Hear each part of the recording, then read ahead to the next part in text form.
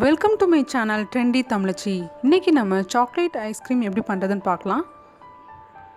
சம்மர்னாலே நம்மளுக்கு ஞாபகம் வருது ஐஸ்கிரீம் தான். குழந்தைங்களுக்கு இது ரொம்பவே பிடிக்கும். உங்கள் குழந்தைங்களுக்கு இதை செஞ்சு கொடுத்து நீங்கள் அசத்துங்க. ஸோ இதுக்கு தேவையான பொருட்கள்: 1 கப் விப்டு க்ரீம், இது மார்க்கெட்லேயே கிடைக்கிது. 1/2 கப் கண்டென்ஸ்டு மில்க், இங்கே நான் அமுல் கண்டென்ஸ்டு மில்க் யூஸ் பண்ணியிருக்கேன். 4 டீஸ்பூன் கோகோ பவுடர். இப்போ பெரிய பாத்திரத்தில் விப்டு க்ரீம் எடுத்துக்கோங்க. நல்லா இதை பீட் பண்ணணும். ஒரு க்ரீமி கன்சிஸ்டன்சி வர வரையும் நல்லா பீட் பண்ணணும். இதுக்கு நீங்கள் எலக்ட்ரிக் பிளெண்டர் கூட யூஸ் பண்ணிக்கலாம். நான் இங்கே கையிலே பிளெண்ட் பண்ணியிருக்கேன். இது ஒரு 10 to 15 மினிட்ஸ் ஆகும் இந்த மாதிரி க்ரீமி கன்சிஸ்டன்சி வர்றதுக்கு. அதுக்கப்புறம் 1/2 கப் கண்டென்ஸ்டு மில்க் ஆட் பண்ணிக்கலாம். இதையும் நல்லா கலந்து விட்டுக்கோங்க. நல்லா எல்லா க்ரீமோடு இது கலக்கணும். அதுக்கப்புறம் நாம் கோகோ பவுடர் ஆட் பண்ணிக்கலாம். கோகோ பவுடரையும் நல்லா மிக்ஸ் பண்ணிக்கணும்.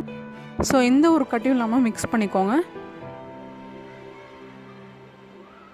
இப்போ க்ரீம் நல்லா ரெடி ஆயிடுச்சு. 3 ஈஸியான இன்க்ரீடியண்ட்டை வச்சு நம்ம ரெடி பண்ணியாச்சு. இப்போ இது ஏர்டைட் கண்டெய்னரில் ஷிப் பண்ணிக்கலாம்.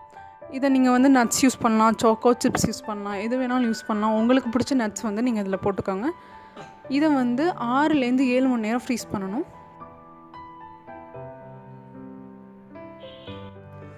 இப்போ 6 மணி நேரம் ஃப்ரீசரில் வச்சு எடுத்திருக்கேன். நம்ம சாக்லேட் ஐஸ்கிரீம் ரெடி ஆயிடுச்சு. கண்டிப்பாக நீங்கள் இதை ட்ரை பண்ணி பாருங்கள்.